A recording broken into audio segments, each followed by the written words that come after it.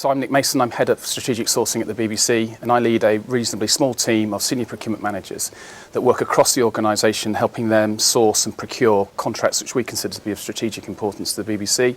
And that covers everything from things like the collection of the licence fee through to the playout of our network television channels.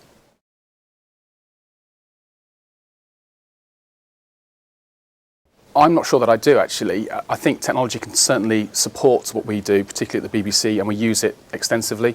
But whether it's going to transform the way in which we conduct our business over the foreseeable future, I'm not so sure. I think what we do is still very much a human intervention. It needs an awful lot amount of judgment. Technology is there to help and support those processes and make them more efficient and streamlined. But whether they ultimately transform that buying process, I'm not so sure.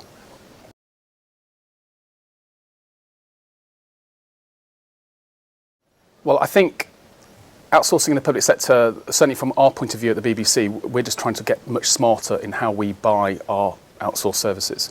We need more agility, more flexibility in those contracts.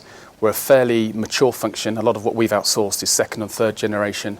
And so getting that next wave of value out of them, we have to think a bit harder.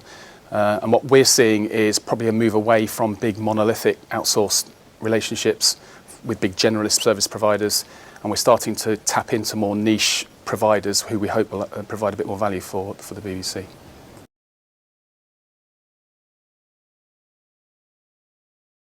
I think there are a couple, and a lot of people talk about robotics, and we're certainly looking quite closely at that. I think certainly, again, for the BBC, it's probably a little bit early for us to be heavily investing in that kind of technology, but I think by 2020, that'll be very interesting to see where that is and what it's capable of providing.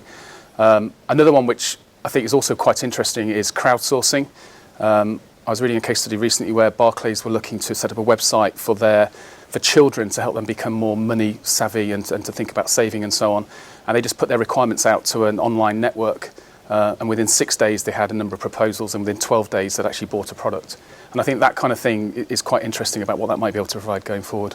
And probably the final one, I think there's maybe an opportunity for genuine online marketplaces, like an Amazon experience, where you don't need preferred supplier lists. You just, for certain value transactions and services and goods, you just go out into a marketplace and buy directly and quickly.